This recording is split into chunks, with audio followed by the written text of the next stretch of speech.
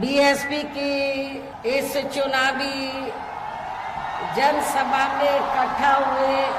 Party के सभी छोटे बड़े पदाधिकारी एवं कार्यकर्तागण, आज आप लोग देश में व जहां आपके उत्तर प्रदेश स्टेट में भी लोकसभा के लिए हो रहे आम चुनाव में अपनी पार्टी के उम्मीदवारों के समर्थन में मुझे सुनने के लिए यहाँ भारी संख्या में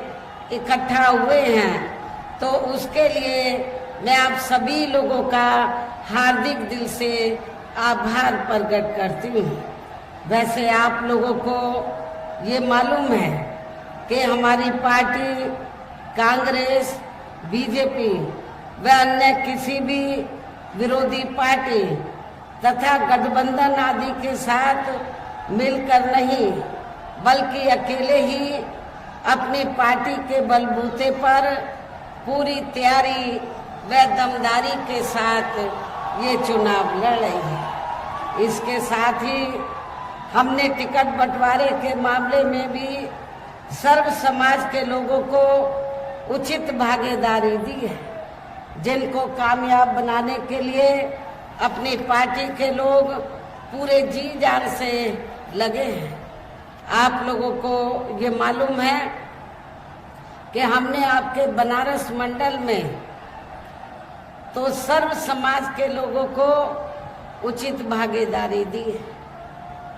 आपके बनारस मंडल में हमने बैकवर्ड क्लास को भी मौका दिया है, अपर कास्ट को भी दिया है, मुस्लिम समाज को भी मौका दिया है और रिजर्व सीट पर दलित वर्ग को भी चुनाव लड़ने का मौका दिया है। इस प्रकार से हमने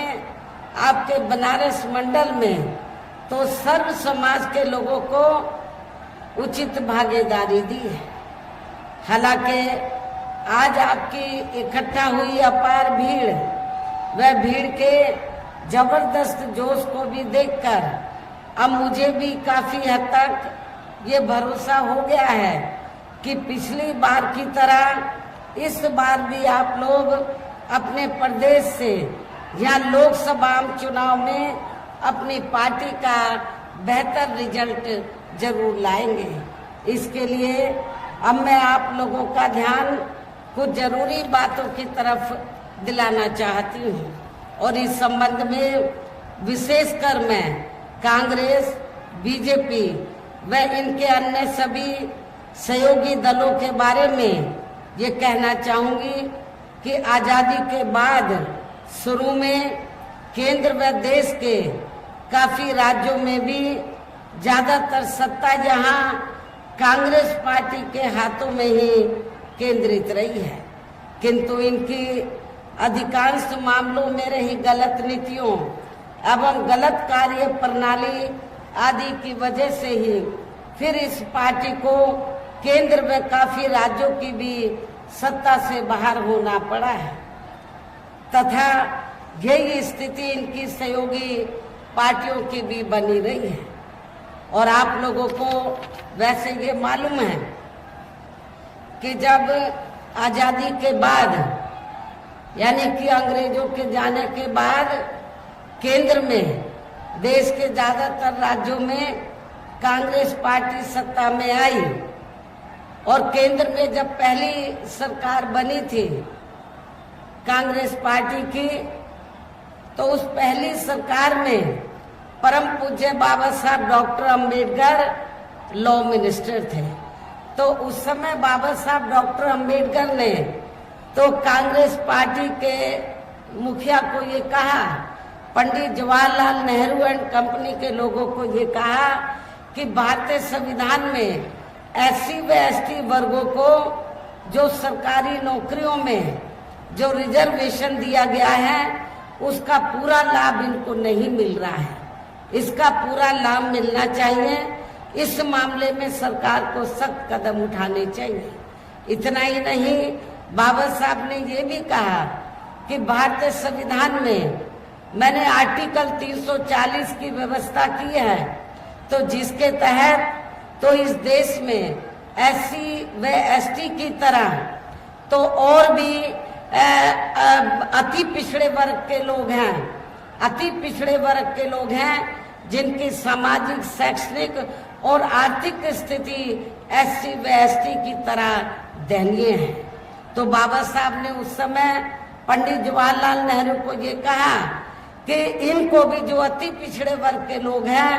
इनको भी आरक्षण की सुविधा मिलनी चाहिए और आपको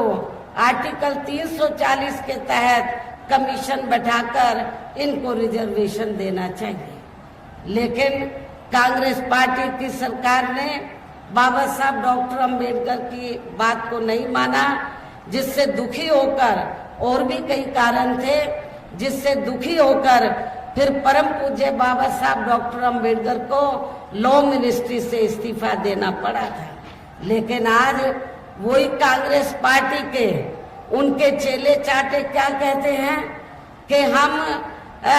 आरक्षण के खिलाफ नहीं हैं, हम संविधान के खिलाफ नहीं हैं, लेकिन इनके पुरखों ने तो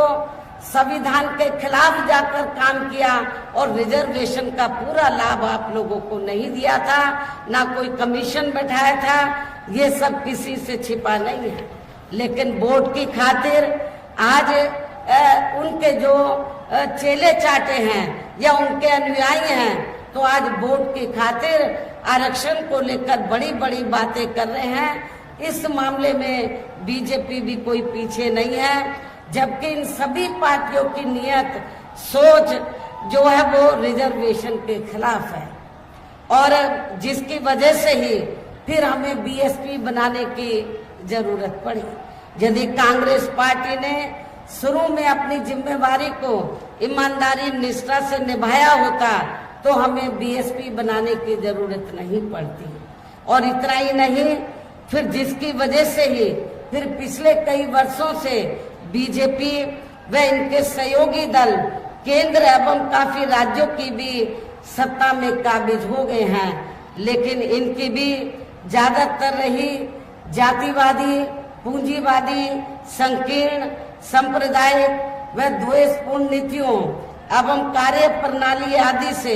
तथा इनकी कथनी व करनी में भी काफी अंतर होने की वजह से अब ऐसा लगता है इस बार ये पार्टी भी, यानी कि भारतीय जनता पार्टी भी केंद्र की सत्ता में आसानी से वापस आने वाली नहीं है, बशर्ते यदि ये चुनाव इस बार फ्री एंड फेयर होता है तथा आम चर्चा के मुताबिक वोटिंग मशीनों में भी कोई गड़बड़ी आदि नहीं की जाती है। और वैसे भी इस बार चुनाव में इनकी कोई भी पुरानी एवं नई चल रही नाटकबाजी, जुमलेबाजी व गारंटी आदि काम में आने वाली नहीं है, क्योंकि अब देश की जनता काफी हद तक इस बात को समझ चुकी है कि इनकी पार्टी ने अब तक देश के विशेषकर गरीबों, कमजोर तबकों, मध्यम वर्गीय एवं अन्य मेहनतकश लोगों को जो इन्हें अच्छे दिन दिखाने के असंख्य प्रलोभन भरे वायदे किए हैं तथा अनेकों हवाई व कागजी गारंटी आदि भी दी है, तो उनका जमीनी हकीकत में अभी तक भी इन्होंने लगभग 1/4 हिस्सा भी कार्य पूरा नहीं किया है, बल्कि इसके स्थान पर इनका ज्यादातर समय व ताकत भी यहाँ इनके अपने चहेते रहे बड़े बड़े पूंजीपतियों एवं धन्ना सेठों को ही ज्यादा से ज्यादा मालामाल व धनवान आदि बनाने में तथा इन्हें हर स्तर पर छूट देने में व बचाने में ही लगी रही है, जिनके अधिकांश आर्थिक सहयोग से ही ये पार्टी व अन्य पार्टियां भी अपना संगठन चलाती हैं तथा चुनाव आदि भी लड़ाती हैं, जिसका काफी कुछ खुलासा बॉन्ड की आई रिपोर्ट से भी हो जाता है। और इस संबंध में वैसे आप लोगों को ये मालूम है कि अभी कुछ दिन पहले बॉन्ड के संबंध में तो माननीय सुप्रीम कोर्ट ने जो सख्त कदम उठाया और जब रिपोर्ट का खुलासा हुआ, मीडिया में रिपोर्ट छपी, तो उससे ये स्पष्ट हो गया कि इस देश में कांग्रेस, बीजेपी, अन्य सभी विरोधी पार्टियों ने इस देश के बड़े बड़े पूंजीपतियों व धन्ना सेठों से अपनी पार्टी के संगठन को चलाने व चुनाव आदि लड़ाने के लिए बॉन्ड के जरिए अरबों खरबों रुपया इस देश के बड़े बड़े पूंजीपतियों व धन्ना सेठों से लिया है। लेकिन आप लोगों को ये जानकर खुशी होगी कि बहुजन समाज पार्टी ही देश में एकमात्र ऐसी पार्टी है जिसने एक भी रुपया किसी भी बड़े पूंजीपति व धन्ना सेठ से नहीं लिया है। ये रिपोर्ट में उजागर हुआ है। इसलिए हमारी पार्टी हर साल बीएसपी मेंबरशिप के जरिए जन्मदिन के मौके पर थोड़ा थोड़ा धन इकट्ठा करके चुनाव के मौके पर भी थोड़ा थोड़ा आर्थिक सहयोग लेकर संगठन को चलाती है और चुनाव आदि भी लड़ाती है। इसके साथ ही अब ऐसा लगता है कि कांग्रेस पार्टी की तरह ही बीजेपी ने भी केंद्र की तमाम सरकारी जांच एजेंसियों का ज्यादातर राजनीतिकरण ही कर दिया है। इसके अलावा देश के किसान वर्ग भी वर्तमान बीजेपी की सरकार में शुरू से ही अपनी विभिन्न समस्याओं को लेकर काफी ज्यादा दुखी व परेशान रहे हैं और अभी भी है। जबकि यूपी में 4 बार हमारी पार्टी की रही सरकार ने इनके हितों का भी हर स्तर पर विशेष ध्यान रखा है। हमने अपनी चारों हुकूमतों में किसानों को खेती करने के लिए समय से सस्ते साधन उपलब्ध कराए और उनकी फसल का भी उन्हें उचित दाम दिया है। इतना ही नहीं बल्कि केंद्र में पूर्व की रही कांग्रेसी सरकार की तरह ही वर्तमान भाजपा सरकार में भी इनकी जातिवादी हीन सांप्रदायिक एवं पूंजीवादी सोच व नीतियों के चलते ही पूरे देश में सर्व समाज में से खासकर गरीबों, दलितों, आदिवासियों, पिछड़े वर्गों, मुस्लिम एवं अन्य धार्मिक अल्पसंख्यक समाज के लोगों का भी पूर्ण रूप से विकास व उत्थान आदि नहीं हो सका है। और इस संदर्भ में वैसे आप लोगों को ये मालूम है कि पूरे देश में यहाँ दलितों, आदिवासियों एवं अन्य पिछड़े वर्गों का सरकारी नौकरियों में वर्षों से अधूरा पड़ा आरक्षण का कोटा भी अभी तक पूरा नहीं भरा गया है। विशेषकर एससी व एसटी वर्गों के सरकारी कर्मचारियों का पदोन्नति में आरक्षण भी अब काफी हद तक प्रभावहीन ही बना दिया गया है। और खासकर जब समाजवादी पार्टी यहाँ सत्ता में थी तो उस समय तो इनका पदोन्नति में आरक्षण ही समाजवादी पार्टी की सरकार ने बिल्कुल खत्म कर दिया था। साथ ही केंद्र व राज्यों में भी विरोधी पार्टियों की रही सरकारों ने इन सभी वर्गों को प्राइवेट सेक्टर में आरक्षण दिए जाने की व्यवस्था किए बिना ही इनकी सरकारों के ज्यादातर सरकारी कार्य अब प्राइवेट सेक्टर के जरिए ही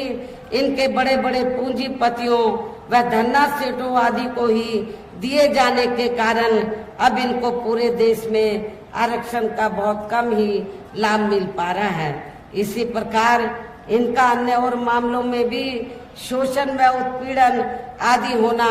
अभी तक भी बंद नहीं हुआ है। इनके साथ साथ मुस्लिम व अन्य धार्मिक अल्पसंख्यक समाज के लोगों की भी हालत हर स्तर पर यहाँ काफी ज्यादा खराब व दयनीय बनी हुई है, जिसका काफी कुछ खुलासा सच्चर कमेटी की रिपोर्ट में भी किया गया है। इतना ही नहीं बल्कि पिछले कुछ वर्षों से केंद्र व अधिकांश राज्यों में भी बीजेपी व आरएसएस की सरकारों के चलते हुए अब इनका विकास व उत्थान आदि होना भी काफी हद तक बंदशाही हो गया है। आए दिन इन पर खासकर हिंदुत्व की आड़ में हो रही जुल्म जाति भी यह काफी ज्यादा चरम सीमा पर पहुंच चुकी है। इनके साथ साथ अपर कास्ट समाज में से विशेषकर गरीब लोगों की भी हालत हमें कोई खास अच्छी नजर नहीं आती है। इनकी गलत कृषि नीतियों के कारण किसान वर्ग भी आए दिन आंदोलित ही बना रहता है। साथ ही इनकी गलत आर्थिक नीतियों की वजह से ही देश की अर्थव्यवस्था पर भी इसका काफी बुरा प्रभाव पड़ा है, जिससे अब विशेषकर छोटे एवं मध्यम वर्गीय व्यापारी वर्ग भी काफी ज्यादा दुखी व परेशान है। और अब केंद्र में पूर्व की रही सरकारों की तरह ही वर्तमान भाजपा सरकार में भी यहाँ पूरे देश में गरीबी, बेरोजगारी एवं महंगाई आदि भी लगातार काफी ज्यादा बढ़ रही है। देश में हर स्तर पर फैला भ्रष्टाचार भी अभी खत्म नहीं हुआ है। ऐसे में अब आप लोगों को देश में हो रहे लोकसभा आम चुनाव में कांग्रेस, बीजेपी व इनकी सहयोगी पार्टियों को भी केंद्र की सत्ता में आने से जरूर रोकना है। जिनकी गलत नीतियों व गलत कार्य प्रणाली आदि को आप लोग काफी हद तक आजमा भी चुके हैं। ऐसी स्थिति में अब ये विरोधी पार्टियां इस चुनाव में भी किस्म किस्म के साम, दाम, दंड भेद आदि अनेकों हथकंडे इस्तेमाल करके केंद्र की सत्ता में आने की भी पूरी कोशिश में लगी हैं, जिनसे अपनी पार्टी के लोगों को हर स्तर पर काफी ज्यादा सावधान रहना है। और इस मामले में विरोधी पार्टियां अपने अपने पक्ष में हवा बनाने के लिए खासकर मीडिया, ओपिनियन पोल व सर्वे आदि का जो बड़े पैमाने पर इस्तेमाल कर रही हैं, तो उनसे भी अपनी पार्टी के लोगों को बिल्कुल भी गुमराह नहीं होना है। इसके साथ ही विरोधी पार्टियों के विभिन्न रूपों में जारी किए गए इनके हवाई व प्रलोभन भरे चुनावी घोषणा पत्रों एवं वायदों आदि के बहकावे में भी अपनी पार्टी के लोगों को कतई नहीं आना है, जिन्हें ये पार्टियां चुनाव खत्म होने के बाद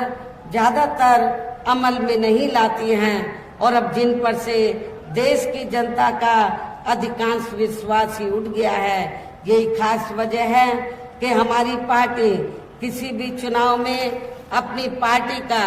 कोई भी चुनावी घोषणा पत्र आदि जारी नहीं करती है। वैसे भी हमारी पार्टी किसी भी मामले में कहने में बहुत कम बल्कि कार्य करके दिखाने में ही ज्यादा विश्वास रखती है। और इस बात का सबसे बड़ा सबूत यह है कि उत्तर प्रदेश में 4 बार हमारी पार्टी के नेतृत्व में रही सरकार ने चुनाव में अपनी पार्टी के बिना कोई जारी किए गए चुनावी घोषणा पत्र के ही प्रदेश व आम जनहित में काफी कुछ ऐतिहासिक कार्य किए हैं, जिनकी अब देश में अधिकांश पार्टियों की सरकारें काफी नकल भी कर रही हैं। जबकि इस मामले में हमारी पार्टी का ये कहना है कि यदि इन पार्टियों के स्थान पर केंद्र में हमें अपनी पार्टी की सरकार बनाने का मौका मिलता है, तो तब फिर हमारी पार्टी की बनी सरकार केंद्र में यहाँ अब तक रही सभी विरोधी पार्टियों की सरकारों की तरह केवल हवाई व कागजी कार्य आदि नहीं करेगी, बल्कि उत्तर प्रदेश की तरह ही जमीनी हकीकत में ठोस कार्य करके दिखाएगी। और इस संदर्भ में खासकर मैं ये कहना चाहूंगी कि केंद्र द्वारा देश में पिछले कुछ समय से अति गरीब परिवारों को अस्थायी तौर पर फ्री में जो थोड़ी सी खाद्य सामग्री दी जा रही है, राशन आदि दिया जा रहा है, तो उससे इनका स्थायी तौर पर भला होने वाला नहीं है। और वैसे भी इनकी ये जटिल समस्या देश में हर हाथ को काम देने से ही केवल दूर हो सकती है, जिसकी तरफ हमारी पार्टी की बनी केंद्र की सरकार जरूर विशेष ध्यान देगी। लेकिन इस संबंध में मैं आपको सावधान भी करना चाहती हूँ कि आप लोगों को जो थोड़ा सा पिछले कुछ समय से फ्री में जो राशन दिया जा रहा है, तो ये कोई बीजेपी की देन नहीं है, आरएसएस की देन नहीं है, बल्कि आप लोग जो देश की जनता जो केंद्र की सरकार को जो टैक्स देती है, टैक्स के जरिए केंद्र की सरकार के पास जो पैसा जमा होता है, उस पैसे से आप लोगों को ये राशन आदि दिया जा रहा है। ये कोई बीजेपी आपको अपनी जेब से ये राशन पानी आदि नहीं दे रही है, तो इसलिए आप लोगों को इनके बहकावे में कतई नहीं आना है, बल्कि आप लोगों को अपना एक एक वोट बहुजन समाज पार्टी को हर प्रकार की सावधानी बरतते हुए देना है। साथ ही पिछले कुछ वर्षों से आए दिन बढ़ रही गरीबी, बेरोजगारी व महंगाई आदि से भी जनता बहुत ज्यादा दुखी व परेशान है, जिसे भी आर्थिक नीतियों में तब्दीली करके जरूर दूर किया जाएगा। धर्म की भी आड़ में पिछले कुछ वर्षों से खासकर मुस्लिम समाज के लोगों का द्वेष की भावना से जो इनका काफी ज्यादा शोषण व उत्पीड़न आदि किया जा रहा है, तो उसे भी जरूर रोका जाएगा। और ये सब हमने अपनी यूपी की रही सरकार में करके भी दिखाया है। इसके अलावा हमने यूपी में सर्व समाज में से गरीब एवं बेरोजगार लोगों को बेरोजगारी भत्ता आदि न देकर उन्हें बड़ी तादाद में रोटी रोजी के साधन भी उपलब्ध कराए हैं, जो अब ये कार्य भी अधिकांश ठंडे ही पड़े हैं, जिनको फिर केंद्र में बीएसपी की सरकार बनने पर प्राथमिकता दी जाएगी। कहने का तात्पर्य यह है कि देश में इस समय हो रहे लोकसभा चुनाव में विरोधी पार्टियों के जारी किए गए इनके हवाई व प्रलोभन भरे चुनावी घोषणा पत्रों आदि के बहकावे में अब यहाँ खासकर देश के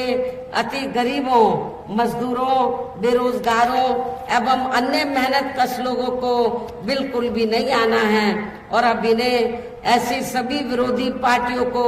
हर हालत में केंद्र की सत्ता में आने से जरूर रोकना है, जिनकी कथनी व करनी में काफी अंतर रहा है तथा जिन्हें ये लोग बरसों से आजमा भी चुके हैं। ऐसे में अब मेरा यही कहना है कि आप लोगों को अपने खुद के व अपने प्रदेश, क्षेत्र एवं देश के भी हित में अपने वोटों को यहाँ कांग्रेस, बीजेपी व अन्य विरोधी पार्टियों को न देकर केवल अपनी एकमात्र हितैषी पार्टी बहुजन समाज पार्टी को ही देना है, जो ये पार्टी उत्तर प्रदेश की तरह ही केंद्र में भी अपनी पार्टी की सरकार बनने पर फिर पूरे देश में यहाँ अपनी पार्टी की सर्वजन हिताय व सर्वजन सुखाय की नीतियों पर आधारित सरकार चलाएगी। इसके साथ साथ केंद्र से जुड़ी आपके क्षेत्र की जो भी यहाँ स्थानीय समस्याएं होंगी तो उन्हें भी फिर दूर करने का हर संभव पूरा प्रयास किया जाएगा। साथ ही यहाँ गरीबों, मजदूरों, बेरोजगारों, कर्मचारियों, किसानों, छोटे व्यापारियों एवं अन्य मेहनत कश लोगों के हितों का भी विशेष ध्यान रखा जाएगा। सर्व समाज में से खासकर दलितों, आदिवासियों, पिछड़े वर्गों, मुस्लिम व अन्य धार्मिक अल्पसंख्यक समाज के लोगों के विकास व उत्थान के साथ साथ हर स्तर पर इनकी सुरक्षा आदि के लिए भी सख्त कदम उठाए जाएंगे। और तभी फिर यहाँ वास्तव में अपने देश के महान संतों, गुरुओं व महापुरुषों में भी विशेषकर महात्मा ज्योतिराव फूले, श्री छत्रपति शाहू जी महाराज, श्री नारायणा गुरु, बाबा साहब डॉक्टर भीमराव अंबेडकर एवं मान्यवर श्री कांशीराम जी आदि का अधूरा रहा सपना जरूर साकार हो सकता है, जिनको यूपी में हमारी पार्टी की रही सरकार द्वारा हर स्तर पर पूरा आदर सम्मान दिया गया है। इन्हीं खास बातों के साथ ही अब मेरा देश व आपके स्टेट के भी हित में यही कहना है कि हमारी पार्टी ने यहाँ के बनारस मंडल में जिनको भी लोकसभा के लिए चुनाव के मैदान में उतारा है, जो आपके सामने मंच पर भी मौजूद हैं, तो उन्हें आपको जरूर कामयाब बनाना है, जिसके लिए यहाँ पार्टी के सभी स्तर के छोटे बड़े पदाधिकारी एवं कार्यकर्तागण आदि पूरे जी जान से लगे हैं। और अब अंत में मेरा यही कहना है कि आप लोगों को वोट पड़ने वाले दिन यहाँ बीएसपी के अपने सभी लोकसभा उम्मीदवारों को, अर्थात हमने बनारस मंडल में जौनपुर लोकसभा की सीट से श्री श्याम सिंह यादव जो बीएसपी के वर्तमान में सांसद हैं, इनको चुनाव के मैदान में उतारा है। आप लोगों को ये मालूम है कि इस एज में भी ये जनता की सेवा में लगे रहते हैं। आप इनको एक मौका जरूर दीजिए, इनको जरूर मेंबर पार्लियामेंट बनाकर भेजिए। मछली शहर जो सुरक्षित लोकसभा की सीट है, हमने यहाँ से श्री कृपा शंकर सरोज को चुनाव के मैदान में उतारा है। वाराणसी लोकसभा की सीट से हमने श्री अतर जमाल लारी को, चंदौली लोकसभा की सीट से हमने पिछड़े वर्ग से श्री सत्येंद्र कुमार मौर्य को, बलिया लोकसभा की सीट से हमने श्री लल्लन सिंह यादव को, इनकी लोकसभा की सीट का कुछ एरिया बलिया में आता है और कुछ एरिया गाजीपुर जिले में आता है, लेकिन सीट का नाम है बलिया, इसलिए बलिया लोकसभा की सीट से हमने श्री लल्लन सिंह यादव को, गाजीपुर लोकसभा की सीट से हमने डॉक्टर उमेश कुमार सिंह को चुनाव के मैदान में उतारा है। बीएसपी के ये सभी प्रत्याशी पूरे जी जान से आपके क्षेत्र में आप लोगों से वोट की अपील करने के लिए जी जान से लगे हैं। मेरी आप लोगों से पुरजोर अपील है कि आप लोग बहुजन समाज पार्टी के इन सभी प्रत्याशियों को बीएसपी का जो चुनाव चिन्ह हाथी है, हाथी चुनाव चिन्ह के सामने वाले बटन को दबाकर इनको भारी वोटों के अंतर से जरूर कामयाब बनाना है। इस खास अपील के साथ ही अब मैं अपनी बात यही समाप्त करती हूँ। जय भीम, जय भारत।